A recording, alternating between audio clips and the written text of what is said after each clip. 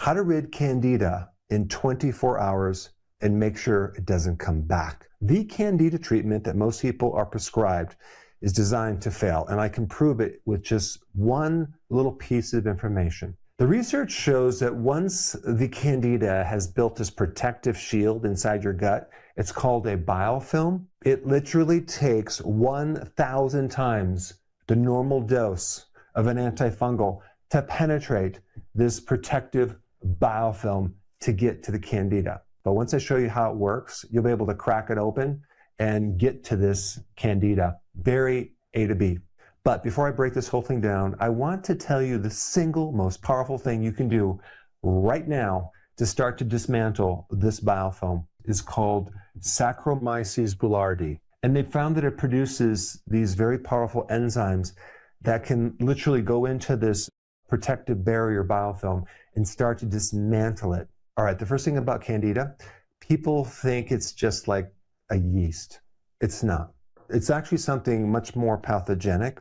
The interesting thing about candida is it can morph into different shapes and different things. So you have phase one, where it's just like a round yeast. It's pretty harmless. It lives in your body. It doesn't bother you.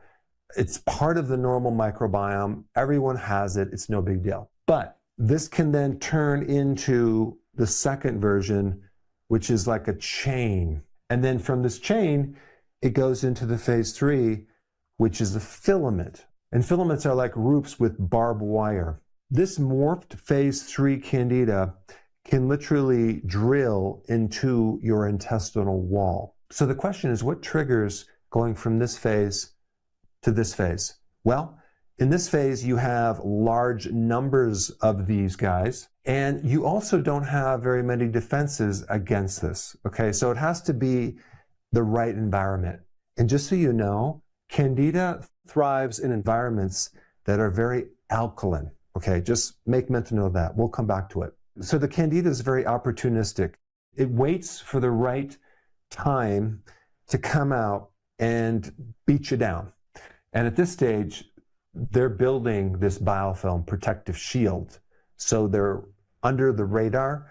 They can't be detected by your immune system, and they cannot be easily killed by these antifungals. So this tends to be the story for a lot of people, that this candida keeps coming back and it might go away, it might go into remission, it keeps coming out month after month, depending on certain environments. Some women get it every month because of the estrogen spike, okay? Because estrogen tends to create a different environment, or when they take birth control pills. I almost didn't want to talk about it because it's pretty extreme, but it's not as common as what I'm talking about here. But in 2025, it infected 7,000 people. So, I mean, I wouldn't call that rare, but you should know about it because it is a antimicrobial threat stated by the CDC. Some of these strains resist every single antifungal drug in existence, okay?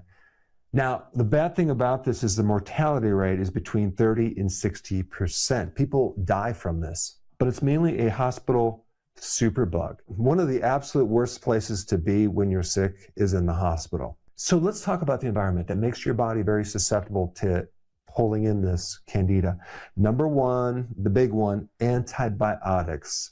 Unfortunately, I have had so many antibiotics in my life, like several times a year, growing up as a child, for sore throats and all sorts of infections. Antibiotics kill bacteria. It's the bacteria that keeps the fungus and candida in check. So when you kill the bacteria, you become susceptible to developing a yeast infection, aka a candida infection. You remember when I said that candida lives in an alkaline environment?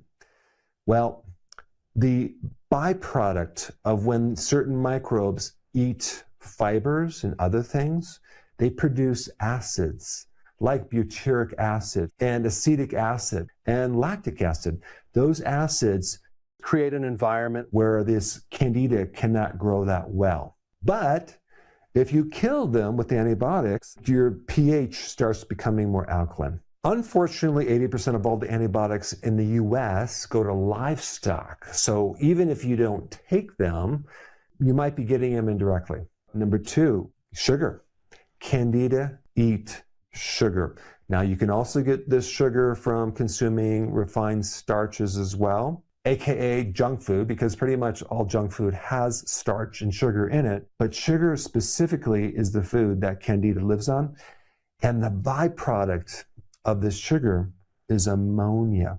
Now, I don't know if you've ever experienced this, but some people, their breath smells like ammonia.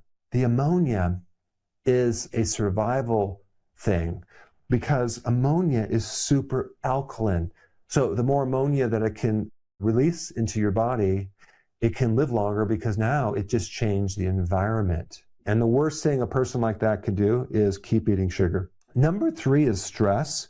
If a person is going through a lot of stress, that alone will activate cortisol and suppress the immune system, allowing the microbe to survive better. And also, as a side note, Candida has a tendency to downgrade your vitamin D receptors. So if your vitamin D receptors are downgraded, you're going to have to take more, probably 20 to 30,000 IUs to allow it to work. Because fighting Candida involves a strong immune system. And without vitamin D, it can't work. The next one is antacids.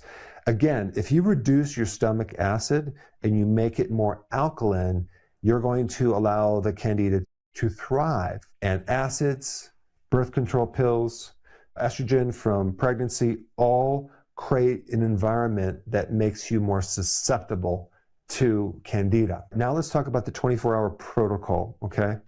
We have step 1 right here. Starve it, okay? Stop feeding it sugar and starch. You're gonna have to go on a ketogenic diet. That includes eliminating alcohol, grains, things that turn into sugar quickly, and get rid of it. Because then you're literally gonna starve off the Candida. It has nothing to live on. And on top of that, I would do intermittent fasting as well, because again, you're starving off the resources. Our bodies can very easily thrive on fat, okay, when we don't eat. We can tap into our fat supply, but they can't. So it's our advantage. All right, number 2, we need to crack the fortress. I've already mentioned the Saccharomyces boulardii. Start taking that, but also NAC, okay? It's also good to start breaking up the biofilms. Now here's another potent one, oregano oil, okay? What oregano oil does is it actually kills the Candida directly, okay? It's a natural, not just antibiotic, it's an antifungal, it's an anti-yeast, antiviral. It kills all these microbes without any side effects. Step number 3, you want to flood reinforcements. Get a good probiotic that has something called lactobacillus and bifidobacterium. Now, both of these will really help to change the environment to make sure that this Candida cannot survive. So a good probiotic that has this, that survives the stomach, you want to get something that is hydrochloric acid resistant, so it can get down into the small and large intestine, is going to be very important. This is the rebuilding part right here. The other thing I'm going to recommend is fermented foods with each meal, like sauerkraut, kimchi, or even like kefir. All of these are very acid. A tablespoon of coconut oil has caprylic acid in it that can actually directly help kill Candida. So coconut oil stops the growth of Candida directly. And then I also recommended some apple cider vinegar in a glass of water. Sip it with a straw, but don't take it straight, okay? You want to dilute it like 1 tablespoon or 2 tablespoons in a glass of water 2 or 3 times a day. That's going to start to acidify the body and improve the pH of the environment. Now, there's a lot of other things you can do too, like add garlic and onion and clove. Those are all really important to start to make this thing go bye-bye. And like I said before, vitamin D is important.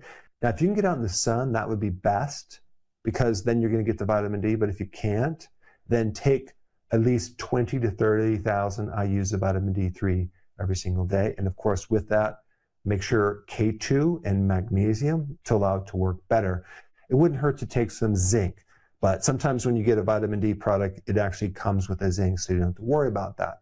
And I already mentioned the stress, so go for a long walk each day. Try to get at least 8 hours of sleep. And those actions are literally the best things you can do to make sure that Candida goes away and it doesn't come back. Since we're talking about microbes, if you have not seen my video on L-reuteri, it's a cultured yogurt that you can make that can take your health to the next level.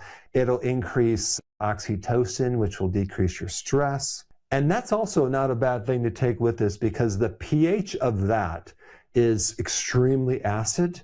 It's way more acid than regular yogurt. It's super healthy on so many different levels. And to learn how to make it, I put it in this video right here. Check it out.